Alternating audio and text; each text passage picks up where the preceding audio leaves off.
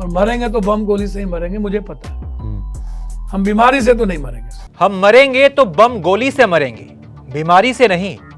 ये बयान देने वाले पप्पू यादव ने एक बड़ा लोहा ले लिया है।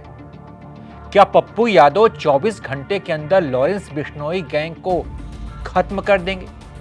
वो गैंग जिसने सिद्धू मूसेवाला को मारा, वो गैंग जिसके तार बाबा सिद्दीकी हत्याकांड से जुड़ रहे हैं, वो गैंग जिसके डर से सलमान खान के घरवाले किसी बाहरी से मिलना नहीं चाहते, वो गैंग जिसके डर से सलमान खान की सिक्योरिटी बढ़ा दी गई है।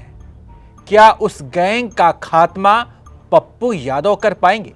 ये सवाल क्यों उठ रहा है, पहले ये समझ लीजिए। दरअसल पप्पू यादव ने एक्स पर पोस्ट कर सीधे लॉरेंस गैंग को 24 घंटे के अंदर खत्म करने का दावा किया है। पप्पू यादव ने लिखा कि एक अपराधी जेल में बैठकर चुनौती देकर लोगों को मार रहा है।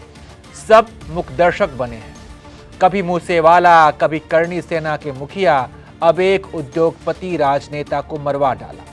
कानून अनुमति दे तो 24 घंटे में इस लॉरेंस बिश्नोई जैसे 2 टके के अपराधी के पूरे नेटवर्क को खत्म कर दूंगा। अब पप्पू यादव का यह पोस्ट केवल सरकार से अनुमति नहीं मांग रहा, बल्कि लॉरेंस बिश्नोई को चुनौती दे रहा है।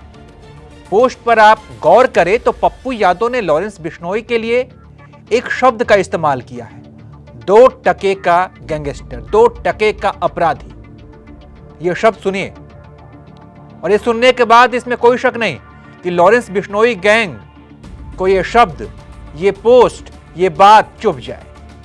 वो गैंग जिसमें गोल्डी बराड़ जैसा अपराधी है, जो कनाडा में बैठकर भारत में हाई प्रोफाइल हत्याकांड को अंजाम दे रहा है।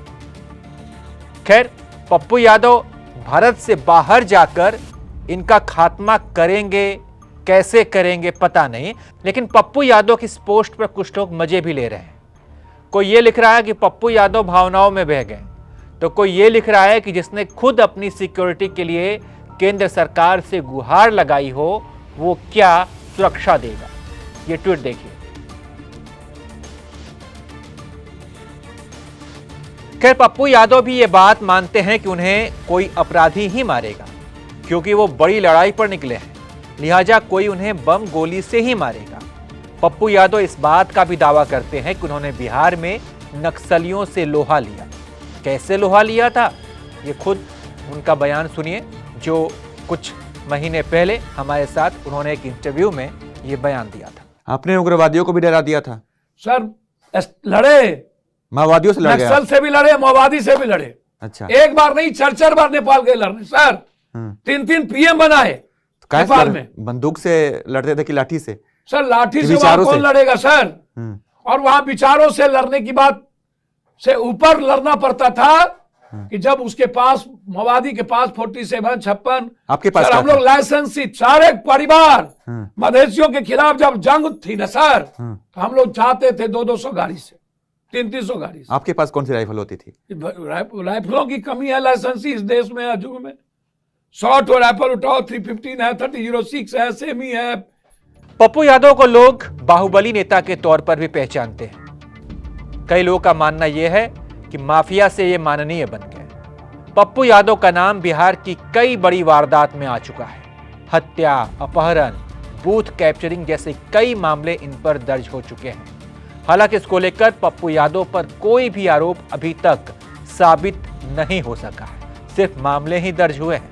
राजनीतिक जानकार ये भी मानते हैं कि बिहार के पूर्व मुख्यमंत्री लालू यादव ने अपनी राजनीति को चमकाने के लिए पप्पू यादव की दबंगई का सहारा लिया। कॉलेज के समय से ही पप्पू यादव की पहचान बाहुबली के रूप में होने लगी थी। 1990 में उन्होंने पहली बार विधानसभा का चुनाव लड़ा। निर्दलीय चुनाव लड़ने के बाद भी उन्होंने जीत हासिल की और बन गए नेताजी। 90 के दौर में एक और नेता आनंद मोहन भी राजनीति में आए थे। आनंद मोहन और पप्पू यादव के बीच अक्सर वर्चस्व को लेकर लड़ाई झगड़े होते रहते थे। पूर्णिया से सांसद बनने के बाद पप्पू यादव का नाम एक बड़े हत्याकांड में आया, माकपा विधायक अजीत सरकार हत्याकांड। गिरफ्तार हुए इस मामले में जेल गए। सीबीआई कोर्ट ने उन्हें उम्र कैद की सजा भी सुना दी, लेकिन हाई कोर्ट ने सबूतों के अभाव में पप्पू यादव को बरी कर दिया। तो क्या पप्पू यादव लॉरेंस गैंग का खात्मा कर पाएंगे? आप इस पर क्या सोचते हैं? अपनी राय कमेंट कर बताइए और तमाम अपडेट्स के लिए आप देखते रहिए एबीपी लाइव।